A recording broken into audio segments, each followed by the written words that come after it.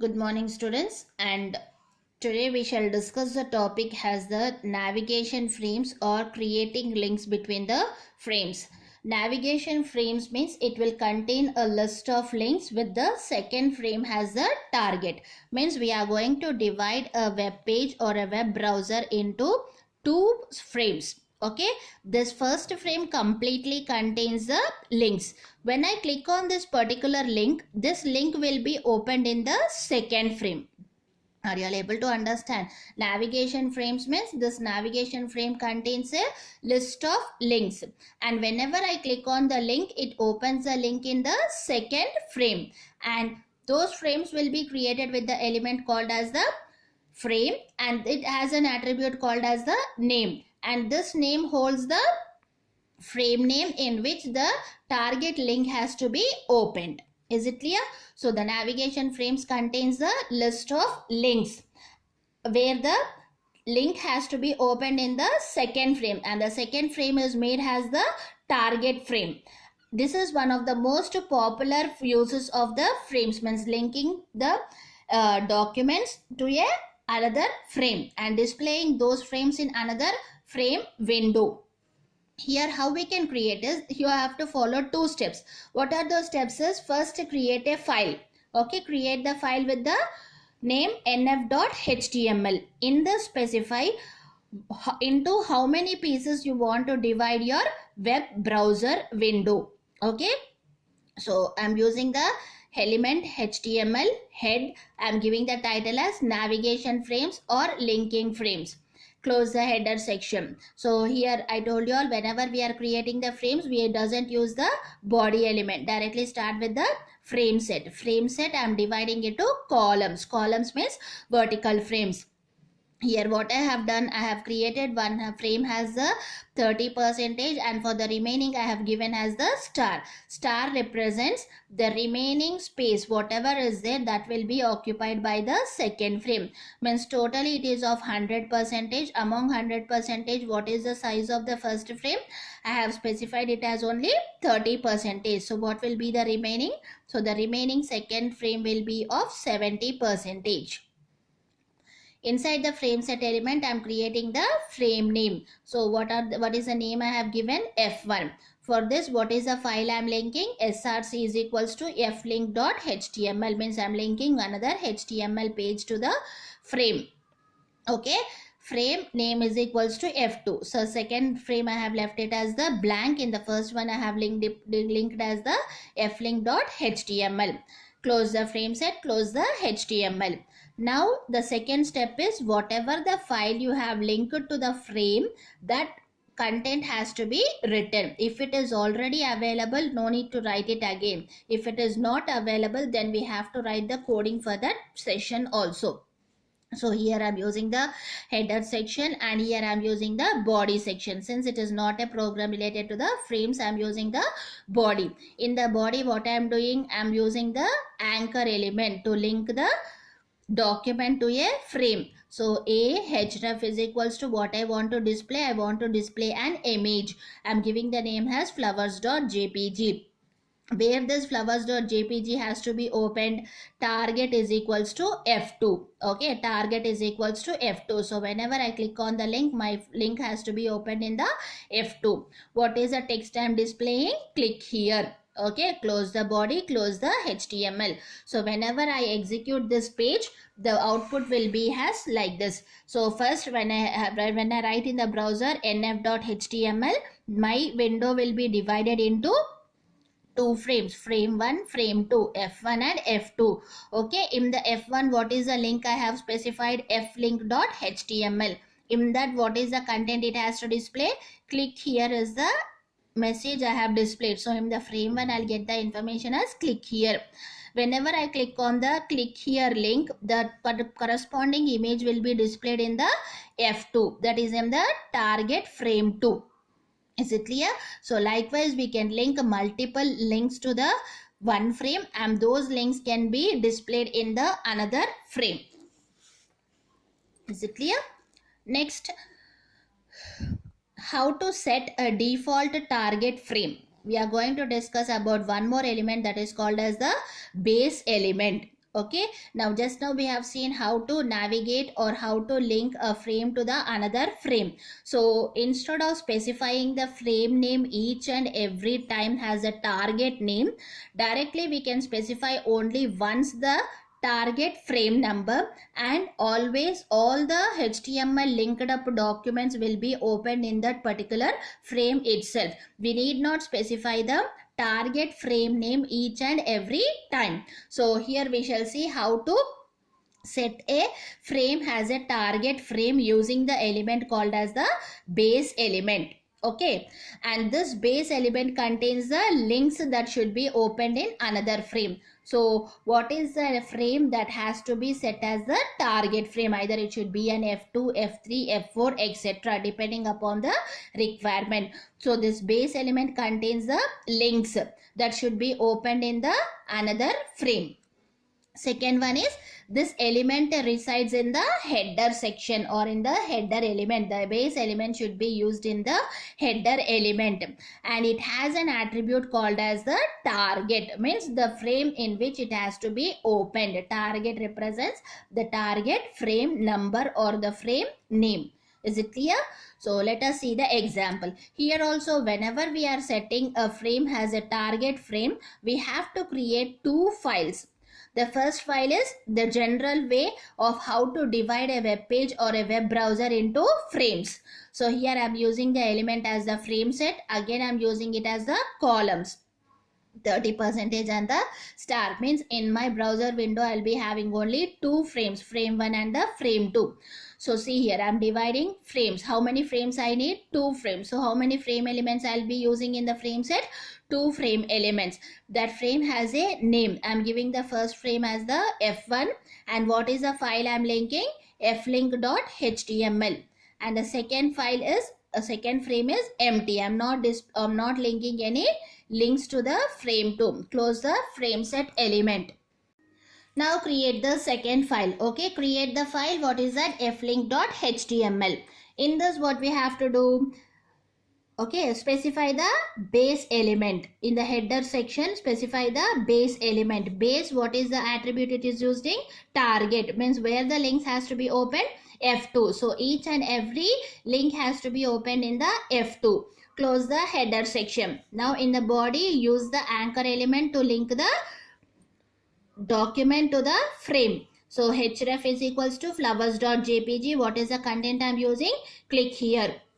So you can observe here, in the previous example I have used src is equals to I have used href is equals to flowers.jpg, and what is the target it has to open here?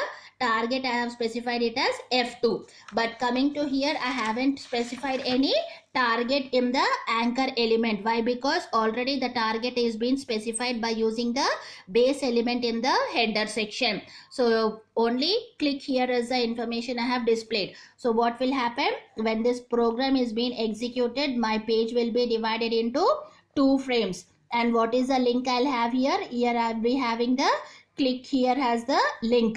Whenever I click on this link, one more, what will happen in the second frame? What is the target I have specified? F2. So this image will be displayed in the second frame. Is it clear?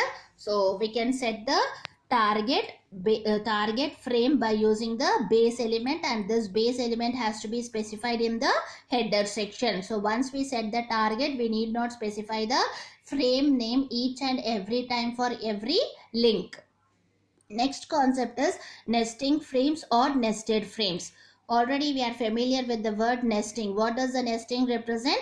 A frame in another frame is called as the nested frame. So if you want to divide your browser window into multiple frames, okay, then you can go for the nested frames. Okay, and here how to define it? First specify the frame set. My target is I want to divide my browser window into 2 rows. And into how many columns? The first row should contain 2 columns and the second row should contain 3 columns. Means in the first row, that is in the first row I need 2 frames. In the second row I need 3 frames. Okay, I am nesting it. Now listen how to create it. So first specify the frame set. first decide how many rows you want to create. Okay, how many rows means in the horizontal way how many frames has to be divided. How many frames I am dividing? 2 frames. So first specify the horizontal frames. How many frames? 2 frames. One is 40% and the other one is the star, means the next one will be in the 60%. So I have divided the web browser into 2 frames. Next, inside that specify how many columns you want in the first frame and how many columns you want in the second frame, means how many vertical frames in the first frame and how many vertical frames in the second frame. So again use the frame set element. Now what we have done, just we have divided the web browser into 2 frames. Okay, again one frame has to be divided into multiple frames. So again use the frame set element. Nesting is that only, a frame is used in another frame or a frame inside another frame. Okay, so once first specify the frame set element and divide the frame into rows. Next one, divide the first frame into rows. So use the frame set columns is equals to 50% and 50%. How many frames I am dividing? 2 frames. So how many frame elements have to be used? 2 frame elements. Frame name is equals to F1, frame name is equals to F2. Means the first frame is being divided into again 2 frames, that is the F1 and the F2. This is completed. Now close the frame set. Which frame set element will be closed? This inside frame set element will be closed. So as we all know, whenever you write the for loop, the first for loop is called as the outer for loop and the second one is called as the inner for loop. Similarly, here also the first frame which has been set or which has been declared is called as the outer frame set. Okay, this is called as the outer frame set and this is called as the inner frame set or inner frame. Okay, this is called as the inner frame and then next is called as the outside one is called as the outer frame. So first, whenever you define it, close the inner frame. First frame has been completed. What is the second thing we have to do? Divide the second frame into multiple frames. So again start one more inner frame. What is that inner frame? Now divide the second row into 3 columns. So I am specifying 33%, 33% and the star. So 66% is over. The remaining will be occupied by the third frame. The frame names I am giving it as the F3, F4, F5. Okay, 3 names I have given, F3, F4 and F5.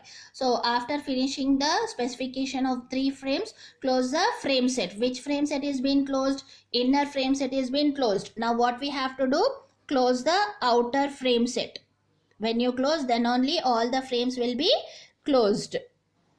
Okay, so the first frame is called as the outer frame and the next one is called as the inner frame. So first specify the outer frame. How many rows you want in your web browser? So specifying that is completed. Then start with the inner frame. Inside the first frame, how many vertical frames you want? Specify it. Close the inner frame. Next again start for the second row. In the second row, how many columns I am specifying? 3 columns, F3, F4 and F5. Nothing but the frames. Close the inner frame and then close the outer frame. The next topic is inline frames. So what are inline frames? If you want to display the frames within a single line, then it is called as an inline frame. Okay, frames can also be used within a single HTML page.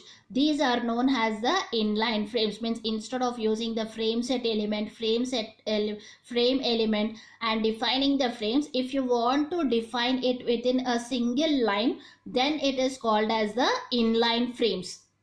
And the inline frame element is not used inside the frame set element. Okay, the inline frames are not being used inside the frame set element. The inline frames has to be created by using an element called as the iframes. Okay, inline frames are created by using the element iframes, and this iframe element is not used inside the frame set element. It is different from the frame set element. Whenever you are specifying the inline frames, we need not use the frame set element or the frame element.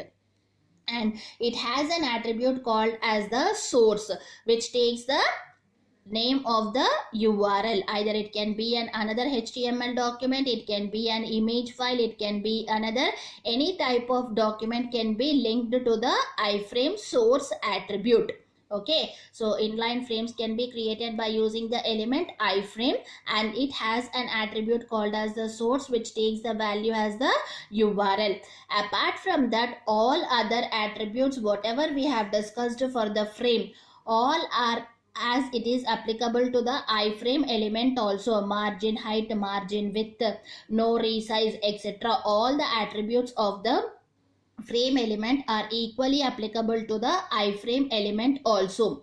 And whenever we are using the iframe element, it is defined, it creates a rectangular region in the web page or within the document, and automatically this element adds the scroll bars. Either at the right side scroll bars or the bottom scroll bars will be added automatically to the web page or the frame. So the iframe tag defines a rectangular region, means it occupies a rectangular region within the document in the browser, and displays a separate document including the scroll bars as well as the borders. So automatically the frame will contain the borders as well as it also contains the scroll bars. So inline frames means if you want to define or create a frame within a single line, then we can use the concept of inline frames, and the inline frames are created by using the element called as the iframes. It is nowhere related with the frame set element, and it has an attribute called as the SRC,